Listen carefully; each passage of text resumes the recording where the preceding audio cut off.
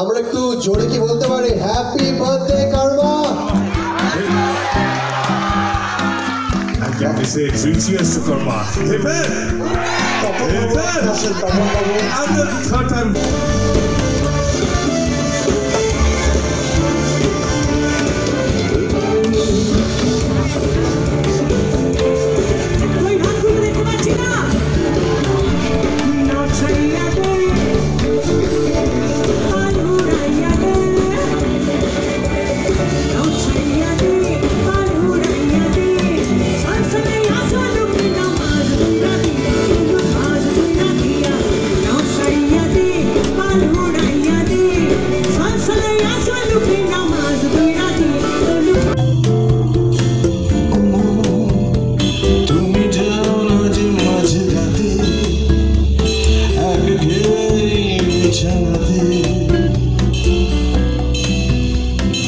আজও কথা বলি কার সাথে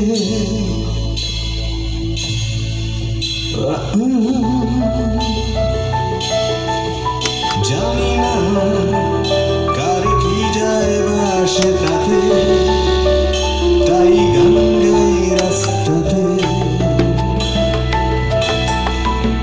আর ভুলে যাই রাস্তাতে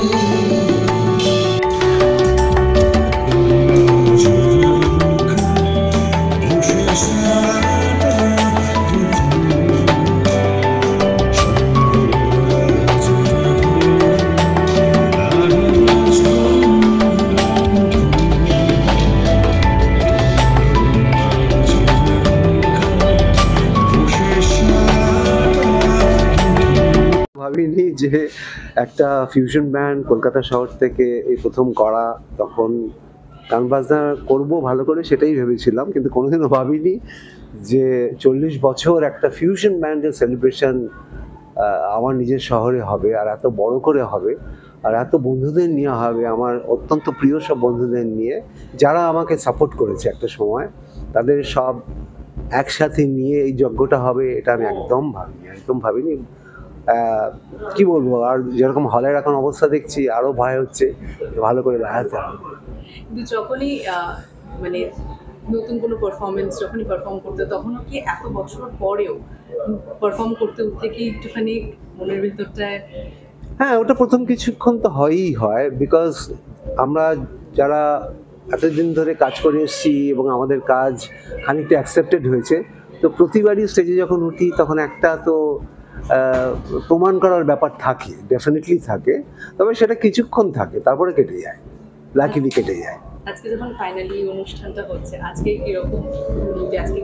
আজকের অনুভূতিটা একদমই অন্য। আজকের অনুভূতিটা হচ্ছে যে এখনো বিশ্বাস করতে পারছি না, এই অনুভূতিটা হচ্ছে যে একটা ফিউশন ব্যান্ড, মানে এখানে তো আর ইনস্ট্রুমেন্টাল দিয়ে শুরু করেছিলাম, তারপরে তো সিঙ্গার্সরা এসছে। প্রথমে তো 10 বছর খালি ইনস্ট্রুমেন্টাল বাজিয়েছিলাম, তা আমাকে তো যেরকম বলা হয় যে নতুন কিছু করা মানেই তার কিছুদিন, তারপরেই তো শেষ হয়ে যাবে, এটা একটা নর্মাল, যে নতুন জিনিস তো বেশি দিন টিকবে না, এটা ছিল। কিন্তু মনের মধ্যে একটা কনভিকশন ছিল যে না, আমি করে ছাড়বো, দেখা যাক না। লাকিলি ওপরওয়ালার আশীর্বাদ, বড়দের আশীর্বাদ এবং শ্রোতাদের আশীর্বাদ ছাড়া তো এটা সম্ভব নয়। লাকিলি সেটা পেয়েছি, লোকেদের ভালো লেগেছে আমার সাউন্ডটা, কারণ আমার সাউন্ডটা প্রথম থেকে একটু রকিশ ফিল ছিল। আমি যদিও একদম প্রিডমিনেন্টলি ক্লাসিক্যাল জগতের লোক, কিন্তু আমি ছোটোবেলা থেকে ভীষণ অন্য ধরনের music, specially Caribbean, Afro Caribbean music, Mediterranean music, Latin music, rock music, এগুলোকে ভীষণ শুনতাম। তো সেইটার একটা ব্লেন্ড আমি করবার চেষ্টা করেছিলাম। মূলত তখন আমার মনে হয়েছিল যে ইয়াংদের কাছে আমাদের রুটকে বলার এই একটা রাস্তা যদি পাওয়া যায়, যে আমাদের ভারতবর্ষের রিচ মিউজিক যেটা আছে সেটা খালি ক্লাসিক্যাল দিয়ে ঠিক আছে, ফোক তো আছে, কিন্তু এর সাথে যদি একটু ইন্টারেস্টিং করা যায় তাহলে এটা গ্রহণযোগ্যতা বোধহয় বাড়ে। তো সেইভাবে একটা প্যাকেজ করে এটা শুরু করেছিলাম। এখন তো আজকের যে যজ্ঞে রূপম ইসলাম ঢুকে পড়েছে, জোজো ঢুকে পড়েছে, সুরজিৎ, সিধু, যারা প্রথম থেকে, সিধু টিধু, এরা একদম ওদের কলেজ লাইফ থেকে আমার পাশে রয়েছে। আজকে আমারও বয়স হয়েছে, ওরাও তার বাচ্চা নেই, কিন্তু আজকে আমরা সব বাচ্চা হয়ে গেছি। তো এইটা খুব মজা লাগছে, আর কিছু না। Thank you. Thank you so much. সব মিলিয়ে শুভেনের সাথে আমার আলাপ আমার কলেজ থেকে বেরোনোর অনেকদিন পরে। তখন আমরা কার্মা দেখতে, তখন তো চিনতাম না, কার্মা দেখতে যেতাম। এখানে তখন ওপেন এয়ার থিয়েটার ছিল, যাদবপুর ইউনিভার্সিটিতে কার্মা হতো।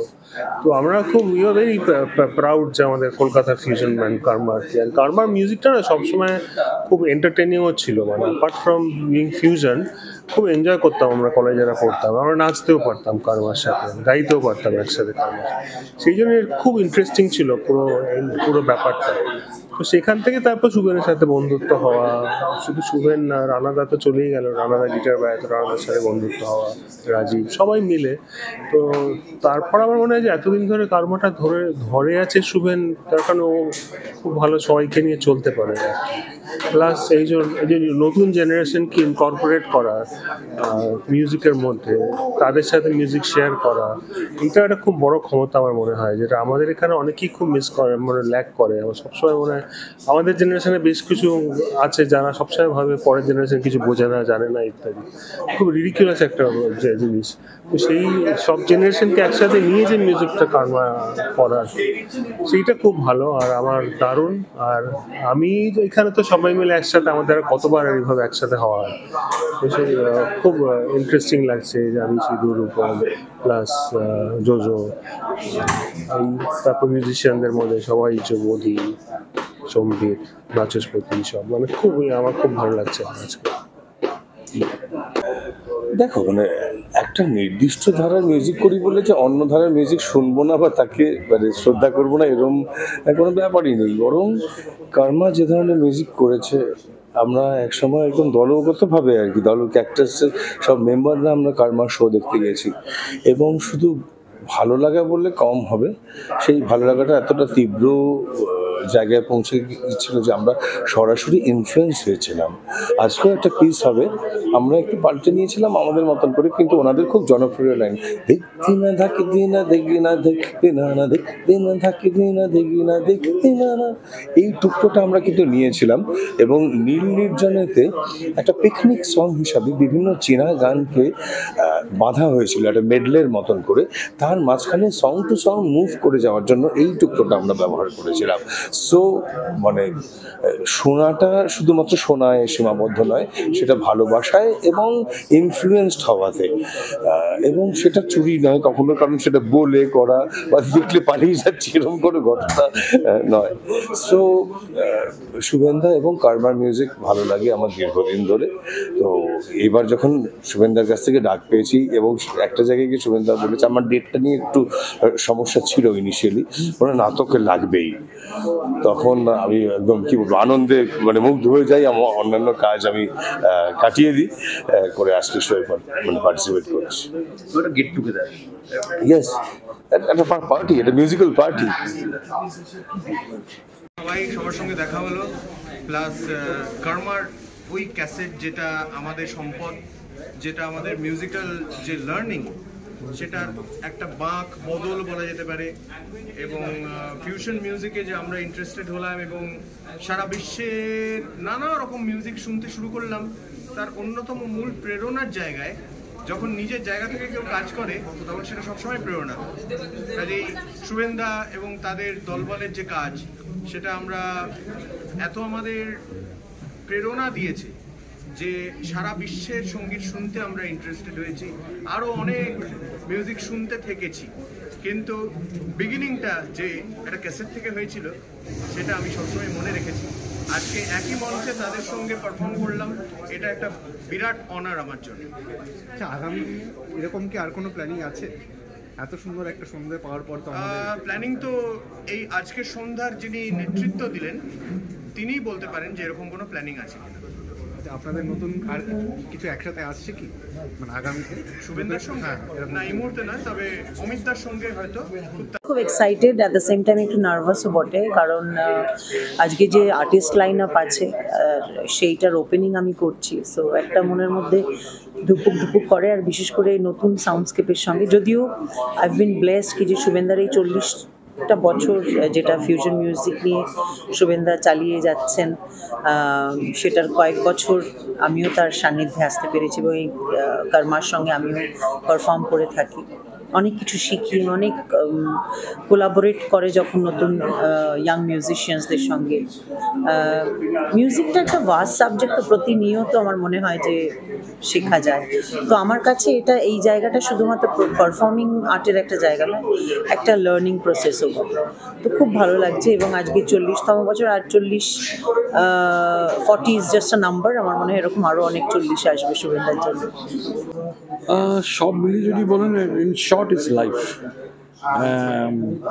বাজনা বাজানো বলুন, পেন্টিং বলুন, we are doing what we love to do. সারা জীবনে লোক আসুক না আসুক, দেখুক শুনুক না, we are dedicated, committed to this line of work না। সেটার শুধু সবাইয়ের সঙ্গে I don't know how long you know more than 30 years, বেশি হবে।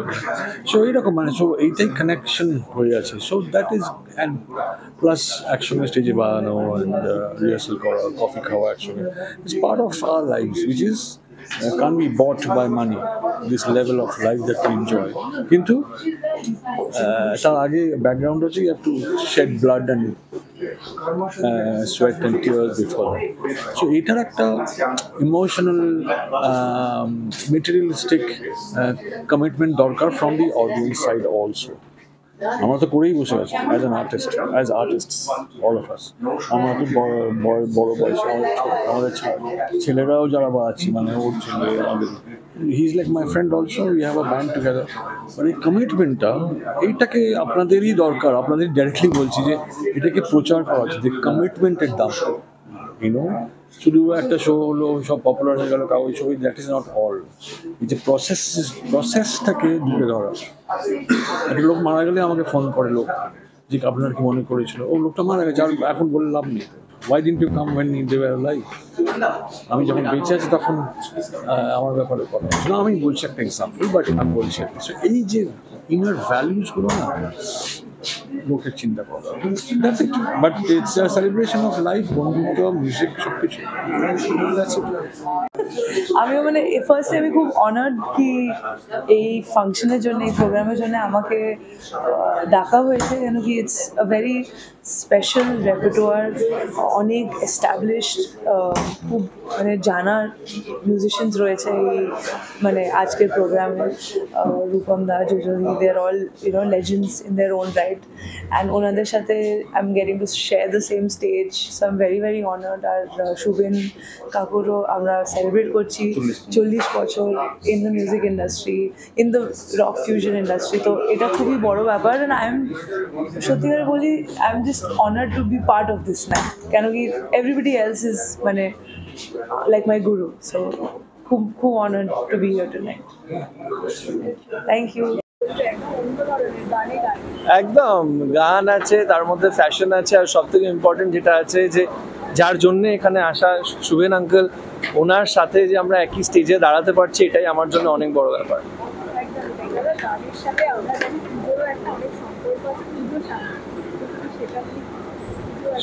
একদম পুজোর সামনে আমি দেখছি সবার শপিং ওপিং শুরু হয়ে গেছে, প্ল্যান আস্তে আস্তে সব এক্সিকিউট হবে, প্ল্যানিং হবে, হোয়াটসঅ্যাপ গ্রুপে কথা বলি শুরু হয়ে গেছে।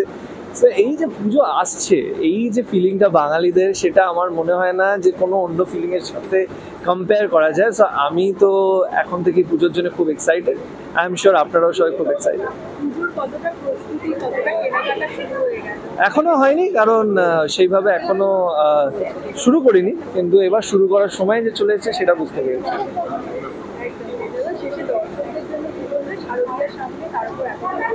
এটাই বলবো যে পুজো অলমোস্ট চলে এসেছে, সবাইকে জানাই পুজোর অনেক অনেক অনেক শুভেচ্ছা।